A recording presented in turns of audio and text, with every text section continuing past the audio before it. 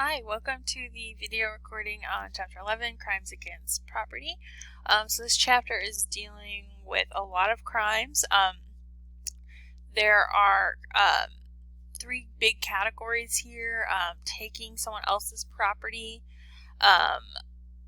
damaging or destroying someone else's property, or invading other people's property.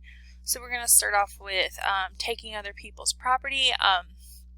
Three kind of big ticket crimes here are robbery, larceny, and embezzlement. Robbery is taking someone else's property by force or threat of force. Larceny is the taking and carrying away without force and intent to permanently deprive the owner. And embezzlement is the first abuse of trust crime.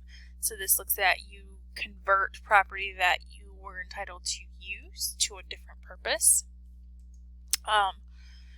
We have fraud, obtaining property by deception,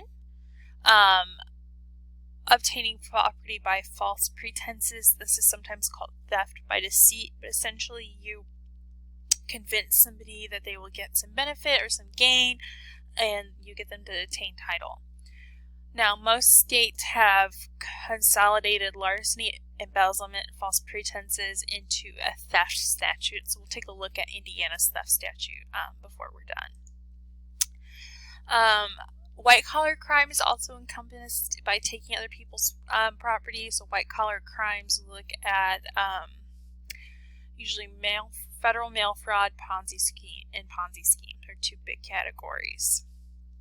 So starting off with robbery, robbery is theft accomplished by force, violence, or intimidation.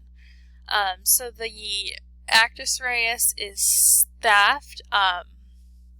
We have mens rea of intent here, and we have circumstances that force, violence, or intimidation is used. Okay. The degrees of robbery really depend on how much force was used. So, and if a weapon was used and things along those lines.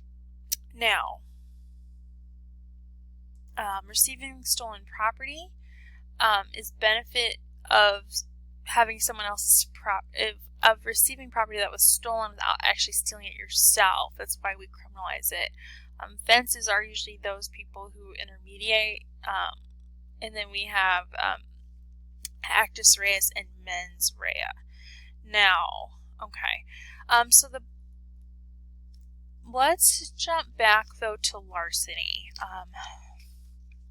before we move forward. So larceny is taking and carrying away without the force in the intent to permanently deprive the owner. And we'll do an example here.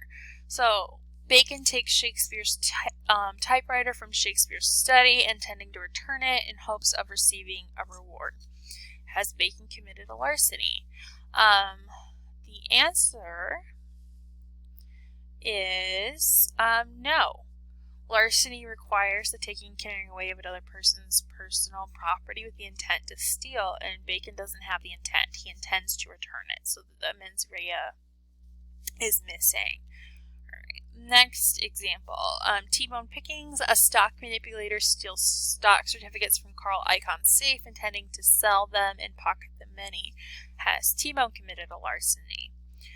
And if we come down here, we can see that yes, larceny is the taking of another's property with the intent to steal it. He has intent.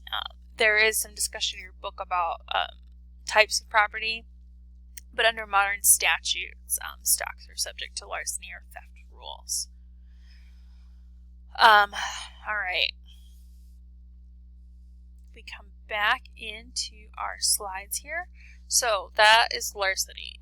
Let's do examples of false pretenses next. So this is theft by deceit. Under false pretenses, we are looking at you trick somebody else into giving you their property. And when we're talking about tricking, this is really kind of like fraud or deceit type elements. So we'll do a couple of examples here.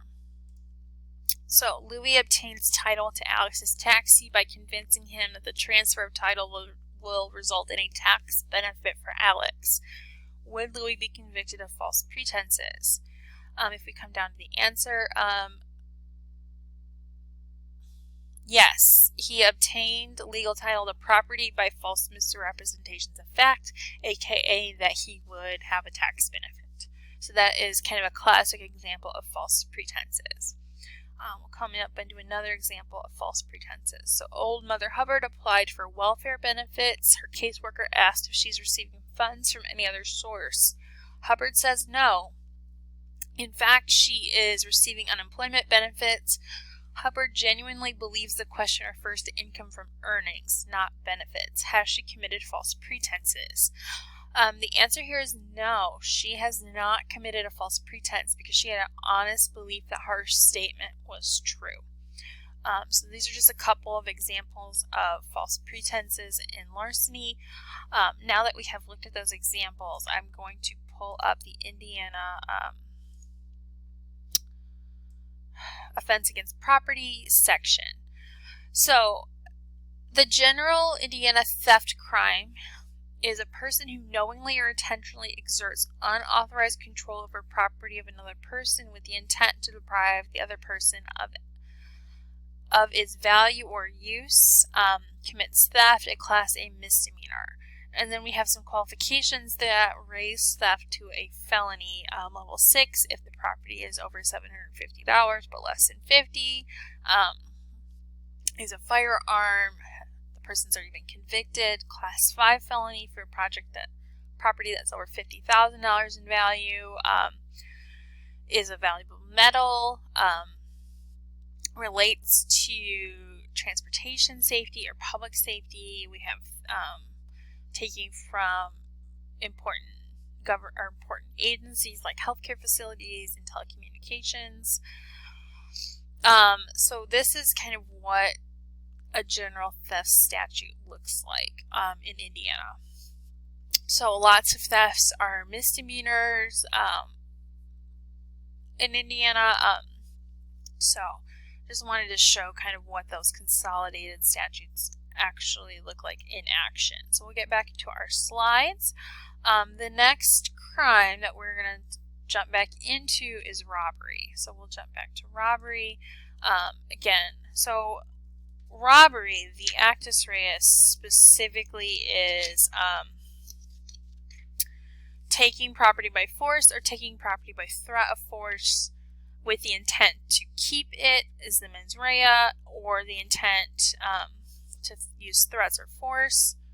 It needs to be somebody else. We have some circumstance elements that needs to be somebody else's property. As far as the degrees of robbery, first degree robbery is usually when the robber is armed. Second degree robbery often looks at whether the robber acted alone or whether they had accomplices. It's more dangerous to have more people involved. And then we also look at the type of injury they inflicted on their victim. So let's look at a couple examples of robbery. So first example. Oops, that's the answer. Mutt and Jeff broke into Dandy's house. They tied him up and locked him into a closet. They ransacked the house and took away the wardrobe. Are they guilty of robbery? And the answer is yes. They were in an area that Dandy would have controlled, but for their actions of violence, which here is locking him in the closet, and if they had not done so, he could have maybe prevented their taking of his property. And they intended to keep it. We have no evidence to the contrary that they intended to return it, so we assume they intend to keep it permanently. So that is an example of robbery. Now, another example of robbery. Alice, a waitress, slips a sedative into her customer's soup and takes a hefty tip from the diner's wallet. Is she guilty of robbery? So here the issue really is that violent? And the answer here is yes. She used violence by administering the drug to commit a larceny from someone else's person. Violence does not always necessarily have to be physical violence. Here we have an act of violence. All right, let's look at receiving stolen property. So receiving stolen property, the actus reus is receiving control. The mens rea is receiving the property known to be stolen, receiving property honestly believed to be stolen, or recklessly or negligently believing property to be stolen. There's a circumstance element that the property is somebody else's, and we're just going to clarify again that fences are receivers of stolen goods. So let's get back into our examples over here. Marge buys a Giorgio Armani dress that she knows is hot from a well-known fence. Is she a receiver of stolen property? Yes, she is guilty of receiving stolen property, even if she doesn't know the person who originally stole the dress. That is kind of part of the harm of receiving stolen property, and so we do not require that they actually know everyone along that kind of line of the theft. If she has reason to know the property is stolen and she still receives it, she is guilty of this criminal offense. All right, we are going to take a break on this video, and then we are going to come back and talk about some other crimes against property.